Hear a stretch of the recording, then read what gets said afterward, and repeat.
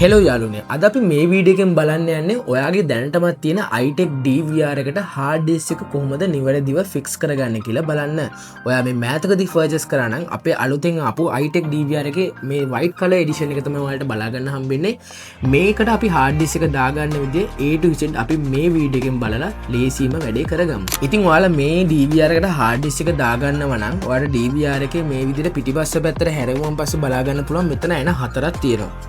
අපි මේ ඇන හතර මුලින්ම ගලව ගන්න ඕන. ඉතින් මම මෙන්න මේ විදිහට මගේ DVR එකේ මෙන්න මේ ඇන හතර ගලවනවා. මේ විදිහට මල් එකක් අරගෙන ඇන ටික ගලව ගන්නවා. ඔයාලත් මේ විදිහට මම කරන ස්ටෙප් බයි ස්ටෙප් බලලා වැඩේ කරගන්න. ලොකු දේවල් නෙමෙයි මේවා. ඉතින් ඔයාලට ලේසියෙන් ෆික්ස් කරගන්න පුළුවන්.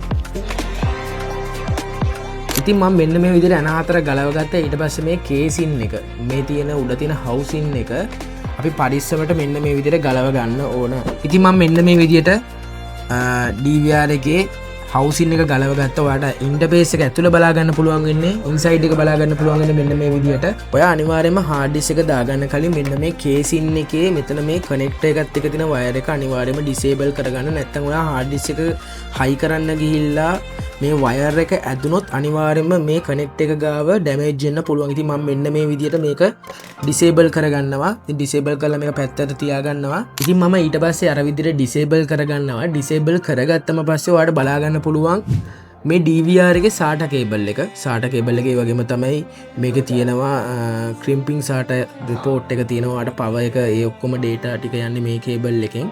ඉතින් අපිට මේක hard disk එකට දැන් high කරගන්න තමයි තියෙන්නේ. ඉතින් අපිට මෙන්න මේ විදිහට hard disk එකක් ඕන. ඔයාලට කැමති නම් උඩරිම maximum 10 TB වෙනකන් උනත් fix කරගන්න පුළුවන්. ඉතින් මම මෙන්න මේ විදිහට මේ රෝස පාට SATA කේබල් එක මෙතන දින port එකට ගහ ගන්නවා. ඔයාලට මෙතන port ටික බැලුවම පස්සේ තේරෙනවා මොන port එකටද මේකට fix වෙන්නේ කියලා. අනිවාර්යයෙන්ම හරියටම බලලා fix කරගන්න. නැත්නම් port වල තියෙන එක කම්බි කූරක් හරි නැවුනොත් අනිවාර්යයෙන්ම hard disk එක DVR එකට ගන්න නැති වෙන්න පුළුවන්. ඉතින් මම මෙන්න මේ විදිහට රෝස පාට SATA කේබල් එක මෙන්න මේ විදිහට ප්ලග් කරගන්නවා. ඔයාලට බලා ගන්න පුළුවන් මෙතන port ටික බැලුවම පස්සේ ඔයාලට හිතා ගන්න පුළුවන් මොන ජැක් එකද මෙතනට වදින්නේ කියලා. ඉතින් මම මෙන්න මේ විදිහට රෝස පාට SATA කේබල් එක මෙන්න මේ විදිහට ප්ලග් කරගන්නවා.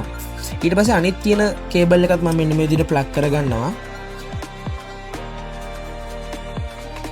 ඉතින් මෙන්න මේ විදිහට ප්ලග් කරගත්තාම පස්සේ ඔයාලට තියෙන hard disk එක DVR එකට දාලා ඇන දාලා ෆික්ස් කරගන්න තමයි. ඉතින් ඔයාලට මෙන්න මේ විදිහේ ඇන පැකට් එකක් ඔයාගේ DVR එක ඇතුලේ එන්නත් පුළුවන්. නැත්නම් DVR එකේ න mouse එකයි power adapter එක එන්න පුළුවන්. ඉතින් මෙන්න මේ වගේ ඇන පැකට් එක ඇන හතරක් තියෙනවා.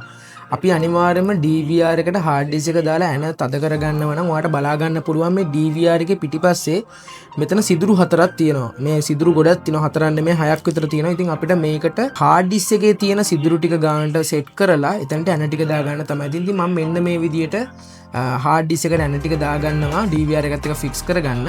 ඉතින් මම මෙන්න මේ විදියට මේ ඇන ටික පිළිවෙලට දාගන්නවා.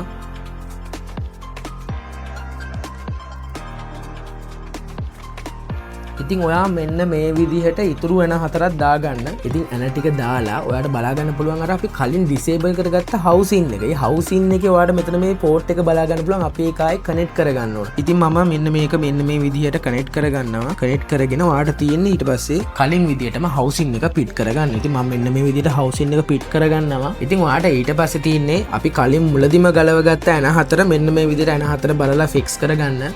ඉතින් ඔයා මේ වීඩියෝ එකෙන් ඔයාගේ DVR එකට hard disk එක දාගන්නේ කොහොමද කියලා A to Z learn කරලා තියෙන්නේ.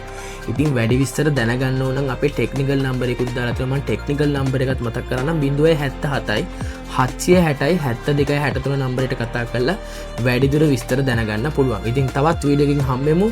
හැමෝටම සුබ දවසක්. අනිවාර්යයෙන්ම channel එක follow කරගෙන යන්න අමතක කරන්න එපා.